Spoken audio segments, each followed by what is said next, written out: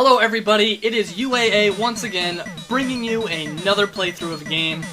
This time I'm gonna play Cocoron. You probably clicked on this video thinking, what in the world is Cocoron? Well, let me tell you. In Cocoron, you get this unique gameplay style. You get to create your own character. Now you may be saying, UAA, come on, you can create your character all the time in games nowadays.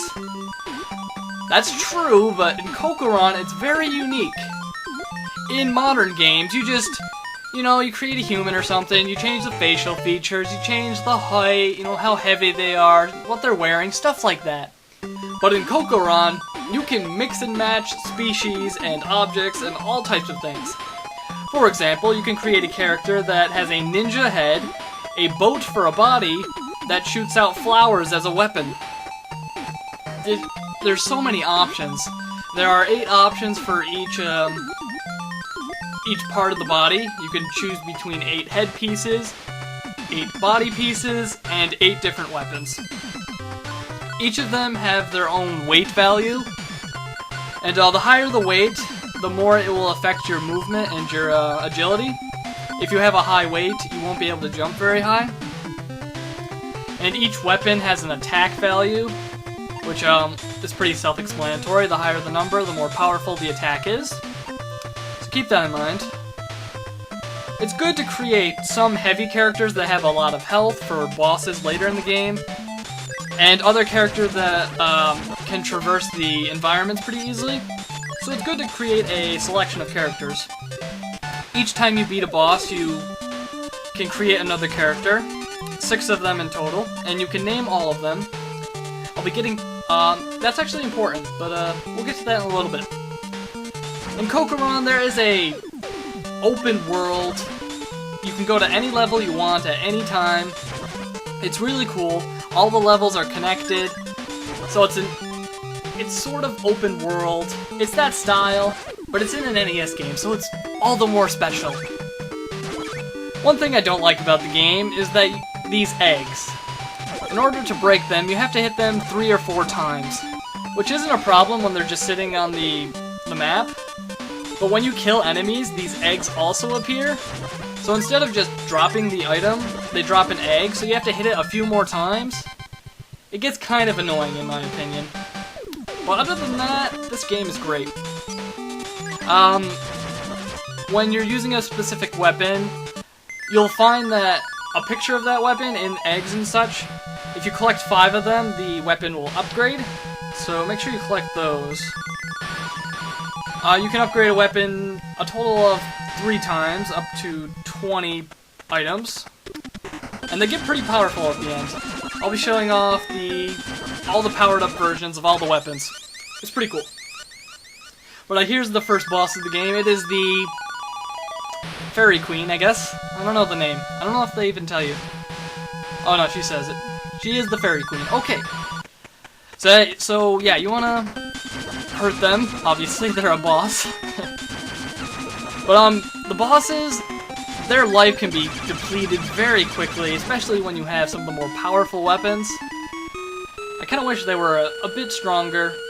However, later bosses are very strong. So I'm okay with it. It's the beginning of the game. It can be easy if they want. It doesn't bother me. But after you defeat a boss, you can create a new character. You can't reuse any of the parts you used before. So I can't use the human head, the dragon body, or the ninja star weapon. Which is, I think it's a good thing, because some weapons are clearly better than others. So yeah, I think it's a good thing. It diversifies your character selection. I think it's cool. What do I go with? The ninja, yeah, ninja head, tank body with a ball for a weapon. And I named this character E-Man. And the reason for that is, this playthrough is sort of a subscriber thank you playthrough. Each of the characters from here on out, I'll be naming after my first 5 subscribers. So yeah, it's sort of a thank you video. The first 5 people to join the UAA army. I try to use, I do use all of them. I do use all the characters, not equally, but I give all of them some screen time, so yeah. So, thank you to E-Man for subscribing to me. And if you're one of my first 5 subscribers, then you're gonna be in this playthrough later on, so look forward to it. Yeah, I didn't really know what to do with the other 5 character names. I could've just gave them generic names, you know, Tank, stuff like that, but I decided why not give a thank you video, or give them a shout out, a thanks. Why not? I'm sure they would appreciate it. And if your name gets mentioned in this video, feel free to comment below so I know you saw this. That will be pretty cool, excuse me. The Tank character I created, it's not too good. I don't know. It's kind of heavy. The Tank, the Tank body, it's not great. It really doesn't offer that many benefits. It's kind of strong, which is good, but eh. The baseball, it's not a good weapon. It's certainly not the worst, but it's definitely not one of my favorites. It's just okay. Now we're heading up to the moon area. I don't know why. It's really weird. You go from the forest to the moon, to the castle, to the ocean. A very diverse world. The plot of this game is you go into a dream world. I guess it's a dream world, something like that. And you have to look for Cocoron. Cocoron is the brother of the Cocoron character we saw when we defeated the Fairy Queen. So yeah, we won't be seeing him for a while. But there is a plot twist in it, so look forward to it. This is a deep and fulfilling story. You will be left satisfied. Definitely one of the best stories on the NES. Not really, but still. It has more story than a lot of NES games, so I'll give it that, but it's just meh. But who cares? NES isn't known for its story, although there are a few good games that have good story. I won't deny that. Here we are at the second boss. It is the moon, apparently. We made it up to space. I don't get it, but whatever, it's Cocoron. You're in the dream world, who cares? This game is very short. In fact, this playthrough is only 4 parts long, so yeah. It's a very short game. You can beat it under an hour. I think my first time through it took me like an hour and a half. Something like that. Because, you know, there's a part in the game where you have to search for a character, which is you'll see when we get there. And I think I die at least once on every single boss in the game. I'm not kidding. The bosses aren't really hard, but if you go into it with low health, I mean, there's a good chance you're gonna die. Excuse me. I don't know if you heard that burp. I just burped. I hope you didn't hear that. I don't know, whatever. The moon boss, it'll teleport around the room, and then it'll create a star shield. Then it will shoot them at you, so watch out for them. Try to get some hits in with whatever weapon you are using. The baseball isn't really a great weapon for this. But the baseball isn't really a good weapon overall. It's also, I don't think I upgraded the baseball on the way up here, which, upgrading the baseball helps it a little bit, because it starts out as a very small, very slow-moving projectile, and it's also pretty weak, so that's just not a good combination. That is not a good recipe for good weapon. Good weapon should be fast, large, and high damaging. Something like that. I don't know. I'm just talking about projectiles. I don't know. What am I doing?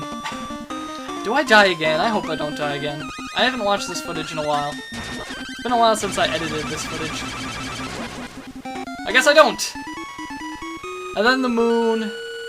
It turns out the moon was it mind-controlled, or no? It was Oh no, a strange wizard would grant his wish if he defeated you. Okay.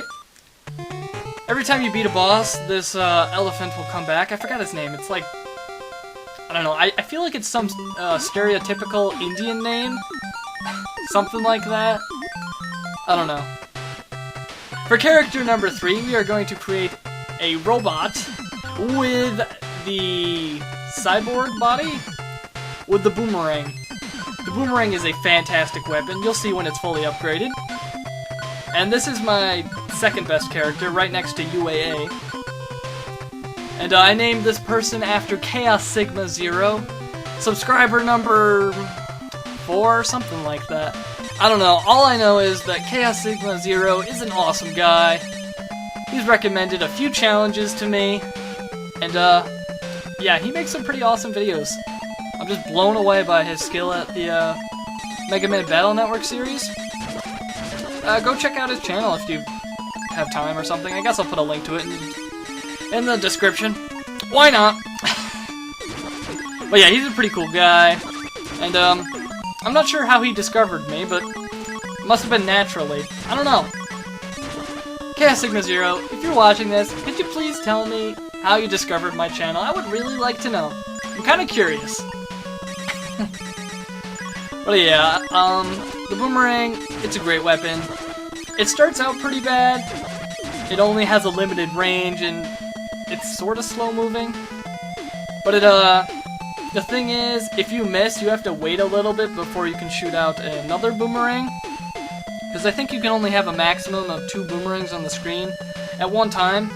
At least with the default version.